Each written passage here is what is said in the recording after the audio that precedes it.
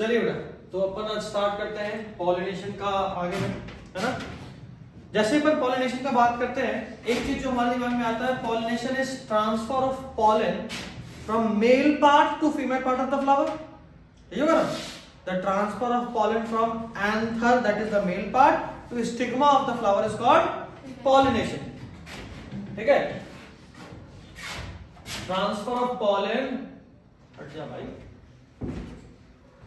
Transfer of pollen set from anther that is male part two stigma that is female part. ये क्या है, male part, और ये क्या है, female part of stigma of pistil.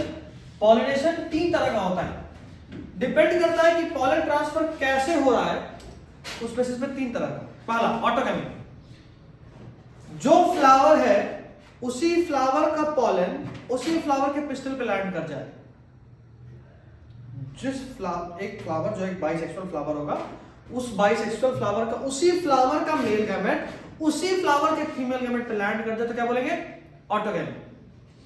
देखो दो केस देखने को मिलता है।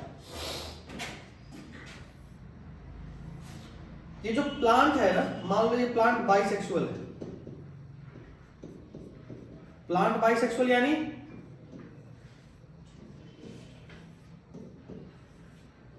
बाइसेक्सुअल प्लांट यानी इसमें दोनों जेंडर के फ्लावर्स होंगे। ठीक है, अब बाइसेक्सुअल प्लांट दो तरह का हो सकता है। बाइसेक्सुअल का क्या मतलब, एक ही प्लांट बॉडी में मेल पार्ट भी होंगे और फीमेल पार्ट भी होंगे। चलो अब ये दो केस हो सकता है, बाइसेक्सुअल दो तरह का हो सकता है प्लांट। देखो कैसे,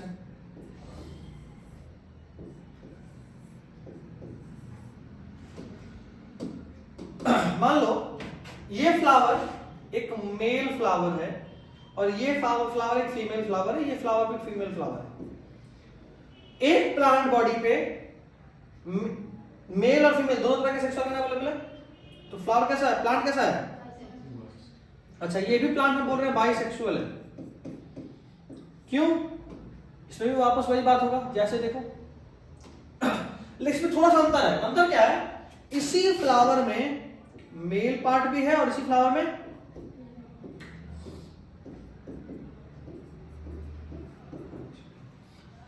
दोनों ही केसेस में एक चीज कॉमन है, वो ये कि दोनों ही फ्लावर में, दोनों ही प्लांट में मेल और फीमेल दोनों तरह के सेक्स ऑर्गन है। इसमें भी मेल और फीमेल दोनों तरह के सेक्स ऑर्गन अवेलेबल है उसी एक बॉडी में, उसी एक प्लांट बॉडी में, और इसमें भी। लेकिन एक डिफरेंस है, इसमें प्लांट बाइसेक्सुअल है लेकिन फ्लावर कैसा है, यूनिसेक्सुअल। एक फ्लावर में सिर्फ एक तरह के सेक्स ऑर्गन। इसमें प्लांट भी बाइसेक्सुअल है और फ्लावर भी बाइसेक्सुअल है। मतलब डिफरेंस, दोनों में क्या डिफरेंस है, इस वाले में प्लांट तो बाइसेक्सुअल है लेकिन फ्लावर यूनिसेक्सुअल है। इसमें प्लांट भी बाइसेक्सुअल और फ्लावर भी बाइसेक्सुअल। और एक और केस हो सकता है, इसमें प्लांट ही यूनिसेक्सुअल है। अगर हम बोल दें कि मेरा प्लांट यूनिसेक्सुअल है, यानी एक बात तो तय हो गया कि अगर सारा प्लांट फ्लावर मेल हो तो सारा का सारा क्या होगा, मेल, या अगर फीमेल हुआ तो सारा का सारा क्या होगा। इसका मतलब कि एक प्लांट में सिर्फ एक तरह के सेक्स ऑर्गन्स होंगे। कोई दिक्कत इसमें, पक्का ना। चलिए अब देखिए, ऑटोगैमी, ज़ाइगोटोगैमी और ज़िलोगैमी तीनों एक साथ एक एग्जांपल में समझा रहे हैं। ठीक है, तीनों एक साथ समझा रहे हैं, थोड़ा ध्यान से देखना, कहीं दिक्कत हो तो बिल्कुल बेहिचक बोलिए। ये केस देखिए या ये वाला केस देखिए, अगर इस फ्लावर का पॉलन इसी फ्लावर के पिस्टल पे लैंड कर जाए, इसको बोलेंगे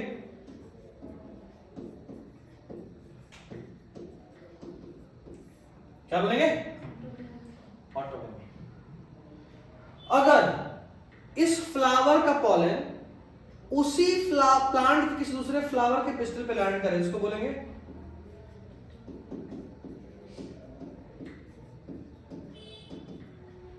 ज़ाइगोटोगैमी।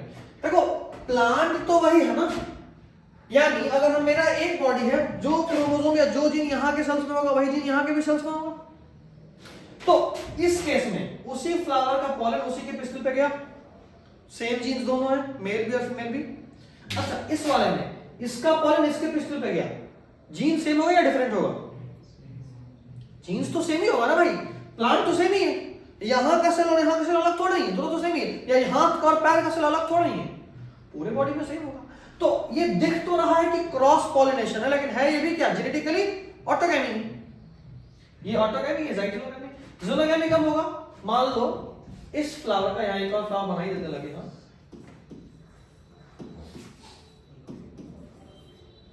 ये भी मान लो यूनिसेक्सुअल है या बाइसेक्सुअल, उससे फर्क नहीं पड़ता मुझे, मतलब से अच्छा सारे फ्लावर्स फीमेल्स हैं। मेरा मतलब सिर्फ इससे है कि एक प्लांट का पॉलन किसी दूसरे प्लांट के स्टिग्मा पे लैंड करना, इसको बोलते हैं ज़ोनोगैमी।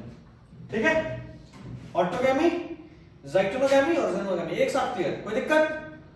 सेम फ्लावर का पॉलन पिस्टल तो ऑटोगैमी, उसी प्लांट का एक फ्लावर का पॉलन और उसी प्लांट के किसी दूसरे फ्लावर का पिस्टल तो बनेगा तो सेम ही ना, ऑटोगैमी। बात को बराबर था, बोलता हूं it is also genetically autogamy, लेकिन दिखने में क्या लग रहा है कि क्रॉस पॉलिनेशन हो रहा है ना।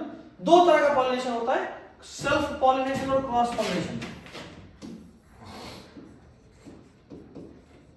Self pollination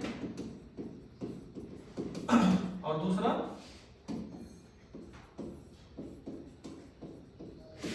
cross pollination. Self pollination और क्रॉस पॉलिनेशन। सेल्फ पॉलिनेशन तब बोलते हैं जब उसी फ्लावर का, जैसे ये वाला केस सेल्फ पॉलिनेशन है, उसी फ्लावर का पॉलन उसी फ्लावर के पिस्टल पे चला जाएगा। मेल और फीमेल सेम फ्लावर का होना चाहिए, or of same flower, plant नहीं चलेगा, जैसे ये वाला केस नहीं चलेगा, यही सेम फ्लावर ही होना चाहिए। और क्रॉस पॉलिनेशन में पॉलन किसी दूसरे फ्लावर का, पिस्टल किसी दूसरे फ्लावर का। अब वो सेम प्लांट का है कि दूसरे प्लांट का, इससे फर्क नहीं पड़ता, बस ये होना चाहिए, एक और ये, ऐसा समझ रहे बात? This is what we call as cross pollination. कोई दिक्कत इसमें? पक्का पक्का? अब देखो थोड़ा सा ना हम चेंज करें लिखने के लिए, या आई गेस यहां है, दो तरह के फ्लावर्स होते हैं, एक को बोलते हैं चैस्मोगैमस फ्लावर और एक को बोलते हैं क्लिस्टोगैमस फ्लावर। क्लिस्टोगैमस तो मुझे दिख गया, चैस्मोगैमस किसी को दिख रहा है? हाँ ठीक है, दो तरह का फ्लावर होता है। अच्छा एक बात तो आपको समझ में आ रहा है कि अगर मुझे पॉलन को पिस्टल तक पहुंचाना है, अच्छा एक चीज फ्लावर में बड़ा खास बात होता है, हमारे बॉडी में कौन सा गैमस है, आइसोगैमस, एनिसोगैमस, एओगैमस? क्यों नहीं पढ़ रहे हो? हमारे बॉडी में oogamous है, ऐसा इसलिए क्योंकि मेल और फीमेल गैमेट साइज में भी डिफरेंट है और मोटिलिटी में भी डिफरेंट है ना। साइज भी एक मेल वाला छोटा है, फीमेल वाला बड़ा है, और मोटिलिटी भी मेल वाला मोटाइल है और फीमेल वाला नॉन मोटाइल है। प्लांट में कैसा होता है, आइसोगैमस, एनिसोगैमस, oogamous।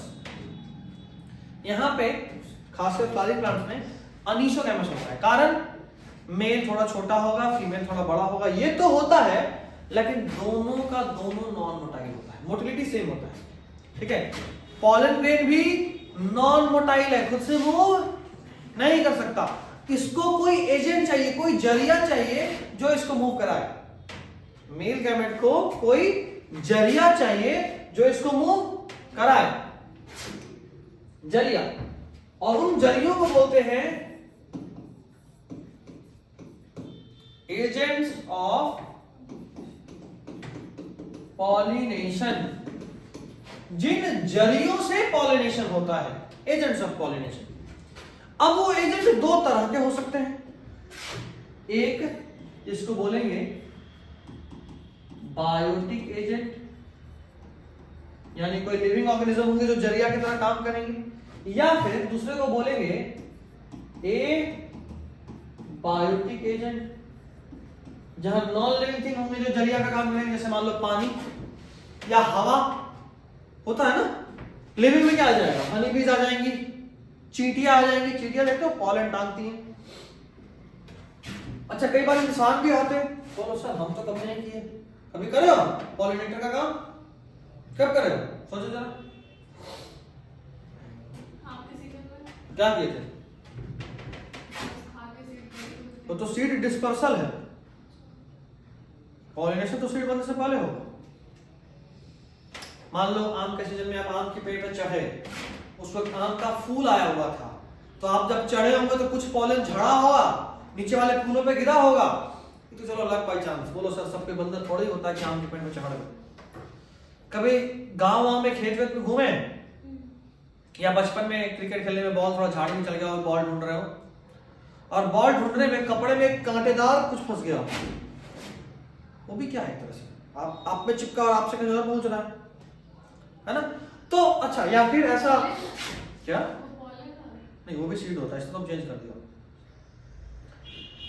या फिर ऐसा जैसे मान लो आप कोई फ्लावर तोड़ने गए बागान में, और आपके बागान के जब के जाने की वजह से फ्लावर इधर उधर डस्ट हुआ, एक ये हो सकता है तोड़ने ओड़ने में। या फिर ऐसा भी हो सकता है कि कई बार हम जानबूझ के मधुमक्खी पालन या अलग अलग तरह का एजेंट रखते हैं। सुनो, अगर खेत के पास मधुमक्खी पालने से खेत का भी फसल बढ़ जाता है, सुने ऐसा नहीं? अगर मान लो तुम्हारा लीची का बागान है, तो लीची के बागान के बगल में मधुमक्खी पालन, बहुत जबरदस्त प्रोडक्शन होगा। कारण मधुमक्खियां खूब सारा पॉलिनेशन करेंगी, जितना पॉलिनेशन उतना सीड, और उतना सीड, जैसे मान लो तुम्हारा लीची का खेत है, जितना सीड उसको ढकने के लिए उतना लीची बनेगा। तो खूब सारा, एक तो लीची बना, ऊपर से लीची फ्लेवर का हनी भी बना। हनी क्या है हम बताए थे, partially digested food of honey बीज। उनका उल्टी होता है, वो खा के उगलते हैं आधा पचा के, जिसको बड़े चाव से खाते हैं। खैर, तो एजेंट्स ऑफ पॉलिनेशन जब हम बात कर रहे थे, बायोटिक एजेंट और एबायोटिक एजेंट। बायोटिक एजेंट वो थे जो लिविंग थे और पॉलिनेशन कर रहे थे, उसी तरह एबायोटिक एजेंट वो है जो नॉन लिविंग है लेकिन पॉलिनेशन कर रहे हैं। अभी अपन इसको डिटेल में भी पढ़ेंगे, बट ये दोनों एक बात समझ में आ रहा होगा ना, अगर ये नहीं रहेंगे तो पॉलिनेशन नहीं होगा, ये तो जान रहे हो। अगर ये नहीं रहेंगे तो पॉलिनेशन नहीं होगा। क्यों? क्योंकि यही है जो पॉलिनेशन करते हैं। लेकिन मान लो कभी ऐसा बुरा वक्त आ गया, कोई प्लांट ऐसे जंगल झाड़ी में उग रहा है, ऐसे कंडीशन में उग रहा है जहां कुछ नहीं, नो पॉलिनेटर्स अवेलेबल, तब तो वैसे केस में जो प्लांट्स होता है वो दो तरह का फूल बनाता है। एक को बोलते हैं चैस्मोगैमस फ्लावर,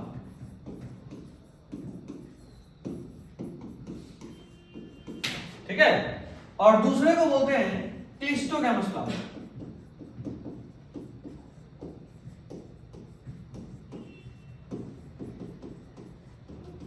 ये दोनों तरह के फूल एक ही प्लांट में होते हैं। देखो,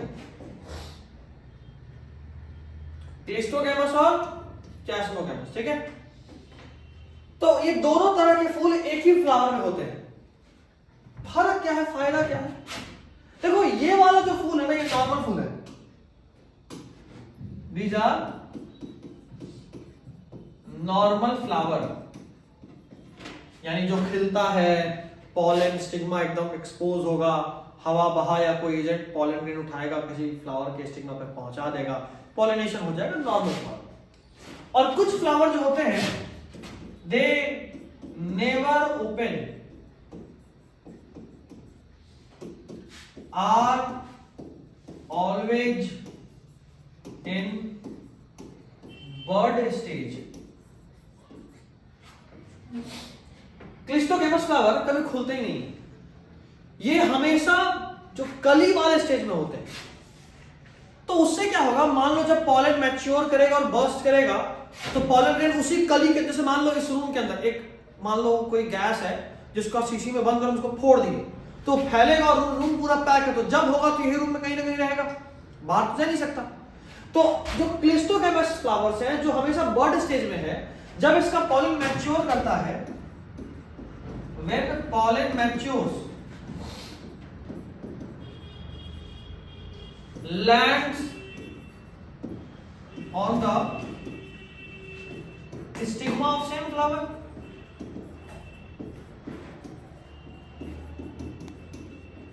जब ये मैच्योर करेगा तो उसी फूल के स्टिग्मा पे लैंड करेगा, और कहीं जाने का ऑप्शन ही नहीं है। मतलब ये कि मान लो इस रूम में पॉलन है और इसी रूम में स्टिग्मा, रूम पूरा पैक है, कहीं खुला ही नहीं कभी। तो जब कभी भी इसका पॉलन फटेगा मैच्योर करके तो इसी रूम में स्टिग्मा पे लैंड करेगा, बाहर जाने का तो ऑप्शन ही नहीं है। तो इससे क्या होता है कि कोई पॉलिनेटर हो या नहीं हो, हवा हो, पानी हो, कोई कीड़ा मकोड़ा, चिड़िया, कुछ भी नहीं हो, फिर भी इस केस में तो पॉलिनेशन होगा। और पॉलिनेशन होगा तो दे गारंटी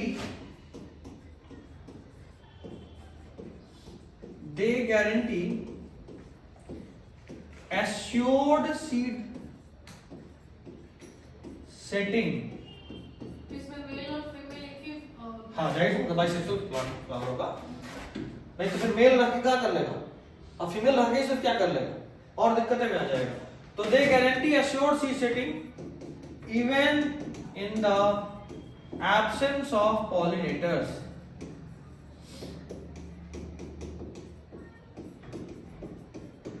ठीक है, तो इसमें गारंटी है कि सीड सेटिंग होगा ही होगा, पॉलिनेशन हो या ना हो।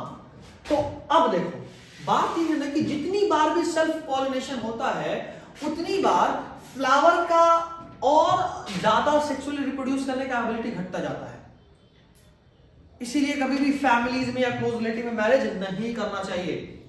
उससे एक प्रॉब्लम होता है, इसको बोलते हैं इनब्रीडिंग डिप्रेशन। क्या बोलते हैं? एनिमल वाले में डिटेल में पढ़ाएंगे, एनसीईआरटी में है, इसलिए एक्स्ट्रा नहीं। जब कभी भी क्लोज रिलेटिव्स में मेटिंग हो रहा होता है तो जो रेसेसिव जीन्स है ना, जो बुरे बुरे जीन्स है बॉडी के, वो एक्सपोज हो जाते हैं और इस चीज को क्या बोलते हैं? Inbreeding depression. ये अक्सर जानवरों में देखने को मिलता है। मान लो मेरे पास एक गाय था, उसका एक बछड़ा एक बछड़ी, तो जब अगला जनरेशन का बारी आया तो अब मान लो बछड़ा मेरे पास है अभी तक, उसको कहीं भेज फेंके हुए के नहीं है, नहीं कहीं छोड़ दिए कि जा जहां जाना जा, मेरे पास है, अभी भी पाला हुआ है। तो हम उसका रिश्ता थोड़े जोड़ेंगे, अच्छा नहीं नहीं नहीं नहीं दोनों की माँ सेम थी, भाई बन वरना इनका मीटिंग नहीं करा सकते, ऐसा थोड़े ही करेंगे, जो होगा होगा। तो उस केस में मेल का भी सेम जीन्स है, फीमेल का भी सेम जीन्स है, तो जाहिर सा बात है जब दोनों का सेम जीन है तो इनब्रीडिंग डिप्रेशन का चांसेस बनता है। इसीलिए जानवरों में भी ऐसा नहीं करना चाहिए। इनब्रीडिंग डिप्रेशन होने से क्या होगा, जो बच्चे आएंगे उसके बाद वो थोड़े कमजोर होंगे, वो उतना ज्यादा सेक्सुअल रिप्रोड्यूस नहीं, मेल है तो उसका पेनिस ही खड़ा नहीं हो रहा, ऐसा स्ट्रेटन नहीं हो रहा, प्रॉब्लम होगा। फीमेल है बार बार बच्चा मर जा रहा है, अबॉर्ट हो जा रहा है, तो कोई फायदा नहीं। इनब्रीडिंग डिप्रेशन को ठीक करने का सिंपल तरीका है, एक बार किसी दूर के रिलेटिव, दूर मतलब थोड़ा सा उसी स्पीशीज का अनरिलेटेड मेंबर से मेटिंग करा दो। यानी कोई एक ऐसा मान लो, जैसे मेरे पास एक ब्रीड था, उसी ब्रीड का कोई और मान लो कहीं और है जो उसका रिलेटेड नहीं है, उसका मेटिंग करा दो आप, सब नॉर्मल हो जाएगा। तो इनब्रीडिंग डिप्रेशन से सेक्सुअल विगर घटता है, सेक्स यानी सेक्सुअल रिप्रेशन करने का क्षमता घटता है। इसीलिए इनब्रीडिंग डिप्रेशन नहीं होना तो बेहतर होता है, क्लोज रिलेटिव से मेटिंग ना हो तो बेहतर होता है। तो प्रॉब्लम यह है कि अगर सिर्फ क्लिस्टोगैमस फ्लावर बनता तो हर बार इनब्रीडिंग हो रहा है, तो जाहिर सा बात एक समय बाद ऐसा आता कि प्लांट में भी सीड, उसका बच्चा है, नहीं बन पाता, अबॉर्ट कर जाता, क्योंकि वो सेक्सुअल रिप्रोडक्शन का प्रोडक्ट है। ये प्लांट में भी होता है इनब्रीडिंग डिप्रेशन। इसीलिए ये फ्लावर दोनों तरह का फ्लावर बनाता है ये प्लांट, जैसे मान लो वायोला हो गया, कॉमन पैंसी, आगे अभी जस्ट पढ़ लेंगे हम एग्जांपल, दोनों तरह का फ्लावर बनाएगा, ताकि अगर पॉलिनेटर नहीं आया तब तो बीज बन ही जाए, और अगर पॉलिनेटर आ गया तो जास्मोगैमस भी तो है जो ओपन हो रहा, नॉर्मल फूल की तरह खिल रहा है, तो उसमें नॉर्मल पॉलिनेशन होगा, क्रॉस पॉलिनेशन। तो दूर डिस्टेंट रिलेटिव आएंगे तो कुछ सीड्स ऐसे बनेंगे जो कि इनब्रीडिंग डिप्रेशन को मात दे देंगे, तो फायदा हो गया ना। अगर कोई नहीं आया फिर भी काम हो गया, कोई आ गया तो और अच्छा, बल्ले बल्ले। समझ रहे बात? अब देखिए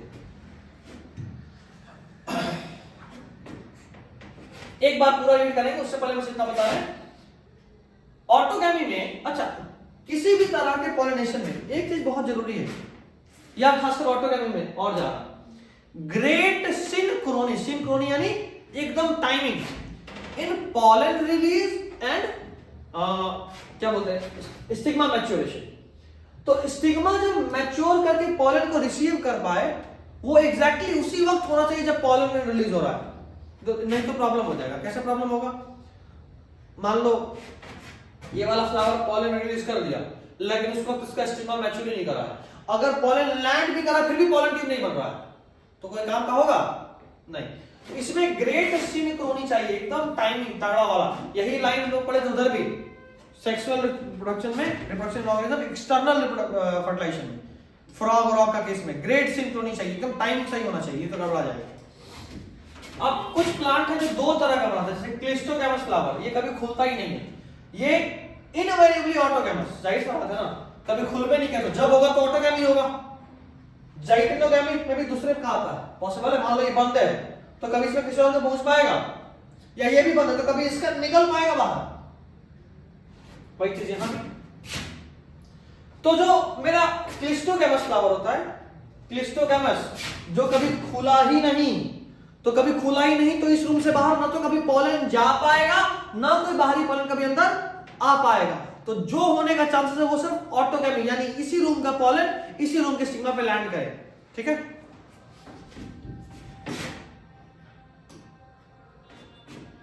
तो कभी ओपन नहीं होता। Example voila, common pansy, oxalis और कॉमेलिना, ये बहुत इंपॉर्टेंट नाम है एनसीईआरटी का एग्जांपल है, ठीक। अच्छा, provide assured seed setting even in the absence of pollinators, मिला एनसीईआरटी का लाइन है, provide assured seed setting even in the absence of pollinator, नहीं भी होगा पॉलिनेटर फिर भी सीड सेटिंग होगा। और इसमें चैस्मोगैमस फ्लावर भी बनता है जिसमें कि स्टिग्मा और एंथर एक्सपोज होता है क्रॉस पॉलिनेशन के लिए, ठीक है। यानी जो अपन पढ़े क्लिस्टोगैमस ये वाला और चैस्मोगैमस ये वाला। किसी को कोई दिक्कत तो नहीं यहां तक में? थोड़ा गंदा हो गया नहीं?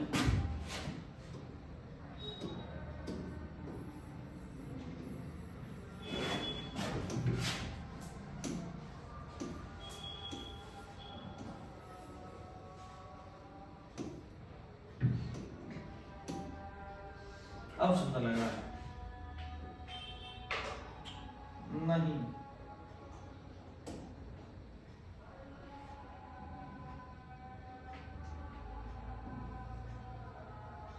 ये साफ सफाई, ठीक है। आगे